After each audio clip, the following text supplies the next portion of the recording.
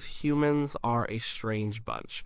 We walk around on two legs, we think big thoughts, we build amazing things, and we mess up our planet. We have done things no other animal has ever done.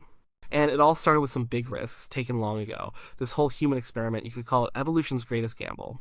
Think about it like this: evolution isn't some smart guy making plans, it's just a process. Stuff happens. Some things work, some don't.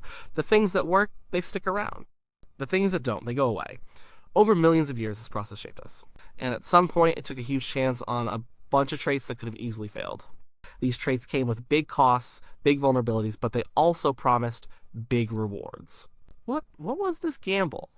It wasn't just one thing, it was a package deal, a whole suite of changes that together set us on a path no other species has traveled. And we are still living with the consequences of that gamble today. We are still paying the costs and reaping the rewards. One of the first most obvious parts of this gamble was standing up. Bipedalism. Our ancestors decided to walk on two legs instead of four. Sounds simple, right? It's not. It's a huge change to a body. It means a lot of things have to shift. The spine changes, the hips change, the feet change. Why do it? Well, there are good reasons. Standing up means you can see further over tall grass, handy for spotting predators or prey. It means your hands are free.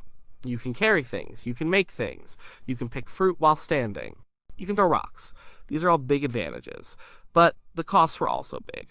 Walking on two legs is not as stable as four. We fall over more easily. Our backs, they take a beating. They are not really designed for all the stress of standing upright all day, every day. Lots of people get back pain. That's a direct result of this ancient choice. And our pelvis, it changed too. It got narrower. This is a crucial point, and it links to the biggest part of the gamble. That biggest part? Our brains, our ridiculously big brains. For a creature our size, our brain is enormous. It uses a massive amount of energy. Something like 20% of all the energy our body uses goes to our brain. Think about that. A small part of our body takes up a fifth of our fuel. That's incredibly expensive. Imagine a company building a new product. They decide to put in this super powerful, super complex engine. This engine takes up most of the budget. It needs constant fuel. It's hard to build, and it takes a long time to get it running right. That's what evolution did with our brains. It put all its chips on intelligence. Why would it do that? What was the benefit of such a huge, hungry brain? Problem solving. Learning, remembering, planning, imagining, all the things that let us make tools, understand our environment, cooperate in complex ways. These brain abilities let us survive where a less brainy animal might not. But back to the narrow pelvis. A narrow pelvis means a narrow birth canal. And a big head, well, it has to get through that canal. This is why human childbirth is so difficult, so painful, and so dangerous compared to almost any other animal.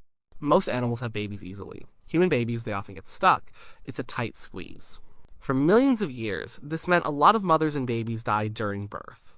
This was a massive cost of the big brain and upright walking combo. Evolution essentially bet that the benefits of smart, upright humans would outweigh the huge number of deaths during childbirth.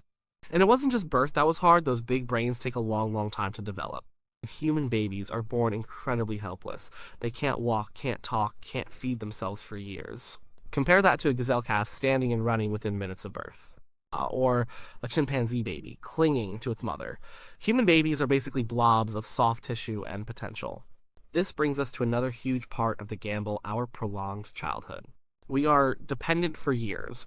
Many other animals grow up fast, they learn what they need to learn quickly, and then they are off, fending for themselves. But human kids, they need years of care, years of feeding, years of protection. They need years of teaching. This is a massive investment of time and energy from parents, and often from the whole community. It's a huge burden. Why carry such a burden? Because those long years are when the big brain does its most important work. It's when we learn language, complex social rules, how to use tools, how to hunt, how to gather, how to survive. It's when we absorb culture. Evolution bet that this huge, long-term investment in helpless infants would pay off. It bet that the highly intelligent, adaptable adults produced by this long childhood would be so successful that it would be worth all the effort, all the danger, all the risk. And so far it has. We are here. We thrive. But for all those years of dependency, those children needed protection. They needed food. They needed to be taught. This meant that humans had to become incredibly social. We couldn't go it alone. A single human parent trying to raise a helpless child for years would struggle. A single human alone in the wild would probably die. So, intense sociality became another key part of the gamble. We live in groups, big groups. We cooperate. We share food, we protect each other. We teach each other, we divide up tasks, some hunt, some gather, some make tools, some care for the young. This division of labor makes us much more efficient and powerful as a group than any individual could ever be. This is a huge benefit, but it's also a vulnerability. We rely on each other so much. If the social group breaks down, if people stop cooperating, we are in deep trouble. We are not built for solitude. We need connection, belonging. When we lose it, we suffer mentally and physically. Our ancient ancestors couldn't have afforded to be lone wolves. The gamble was that the benefits of cooperation would outweigh the risks of group conflict or social isolation. And tied to the sociality and big brain, we developed language, not just simple calls or body language, but complex language. Grammar, abstract thought, the ability to tell stories, to share complicated ideas, to plan for the future, to teach someone how to make a spear just by talking about it. Language is a superpower. It allows for cumulative culture. This means knowledge doesn't die with an individual. It gets passed down, built upon, improved. Each generation doesn't have to start from scratch. This is why human technology and culture can advance so rapidly. We don't just adapt biologically, we adapt culturally and technologically much faster than biology can keep up. This ability to share and build knowledge is arguably the biggest reason why the evolutionary gamble has paid off so spectacularly. It let us conquer almost every environment on Earth. It let us build cities, develop agriculture, create science, invent medicine. But even language has its downsides, its risks. It allows for misunderstanding. It allows for deception. It allows for rumors and misinformation to spread. It allows for the creation of vast, powerful belief systems that can sometimes lead to conflict and violence. Language can unite, but it can also divide. It's a tool, and like any powerful tool, it can be used for good or for harm. So we have big brains, upright walking, a long childhood, intense sociality, and complex language. Together, these things created a creature that was physically not all that impressive. Well, we don't have claws, fangs, thick fur, or great speed. We are soft, slow, and relatively weak compared to many predators. Our physical body, in a way, became a throwaway design. Evolution made a bet that our brain power, combined with our ability to make tools and cooperate, would be enough to compensate for our physical weaknesses. We would build shelters instead of growing thick fur. We would make spears and bows instead of having claws. We would outsmart our prey and our predators instead of outrunning or outfighting them. This reliance on our brains and tools rather than our natural physical attributes is another part of the gamble. If our tools failed, if our intelligence failed, if our cooperation failed, we would be incredibly vulnerable. A human naked in the wilderness without any tools or other humans is in a lot of trouble. Far more trouble than a bear or a deer or even a monkey. The benefits of all these gambles have been enormous. There's no denying it. We have become the dominant species on the planet. We have reshaped the world to suit us. We have flown to the moon, cured diseases, created art that moves the soul, and explored the very nature of the universe.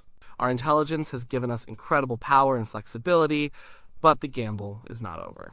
We are still living with the risks, and those risks are getting bigger as our power grows. One of the biggest risks is environmental destruction. Our cleverness allows us to extract resources, build industries, and change the climate. But sometimes our cleverness outpaces our wisdom. We solve one problem but create 10 more.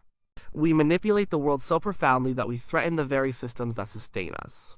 Climate change, pollution, species, extinction, these are all consequences of our powerful, gambled upon intelligence being applied without enough foresight or responsibility. Another risk is self-destruction. Our ability to create complex tools and technologies also means we can create weapons of immense power. Nuclear bombs, biological weapons. These are direct results of that big problem-solving brain. We can build things that could wipe us out, and our sociality, which brings us together, can also lead to large-scale conflicts, wars that leverage these powerful weapons. The very traits that made us successful now hold the power to end us. And then there's the internal cost. Our complex brains, our deep social needs, our long childhoods, they all come with a psychological price. Mental health issues, anxiety, depression, a sense of alienation, these are, in part, products of our highly evolved psychology trying to navigate a world that is often far removed from the environment we evolved in. Our brains are designed for small, tight-knit groups for immediate threats and rewards. In modern life, with its sprawling anonymity, abstract work, and constant information overload, can be incredibly stressful for this ancient brain. We are not always well equipped to handle the consequences of our own success. Consider the irony. We evolved to be incredibly adaptable, using our brains to invent solutions. But now, the very nature of those solutions sometimes creates problems we struggle to adapt to. We invented agriculture, which allowed massive populations, but also led to less varied diets and new diseases. We invented cities, which allowed for specialization and culture, but also led to overcrowding and new social pressures. We invented technology, which gives us comfort and power, but also creates existential threats and keeps us glued to screens, sometimes at the expense of real human connection. The long childhood, that huge investment, also means that each new generation has a massive amount to learn. The world changes so fast now thanks to our cumulative culture and technology. What was true for our grandparents might not be true for us. What we learn today might be obsolete tomorrow. This creates a constant pressure to adapt, to keep learning, to stay relevant. It's exhilarating but also exhausting. Our intense sociality, while being our strength, also makes us vulnerable to the whims and pressures of the group. We can be manipulated by social forces, we can fall prey to groupthink, to tribalism. Our need to belong can override our individual reason. This has led to many historical tragedies and continues to be a source of conflict in the world. We are easily swayed by the crowd, for good or for ill. The narrow birth canal, the dangerous birth process, this is still with us. Even with modern medicine, childbirth is a serious event. It's a reminder of that ancient trade-off. We got big brains, but we paid a price for getting them out of the womb. And our throwaway body. We are still physically fragile. We get sick easily. Our bodies break down.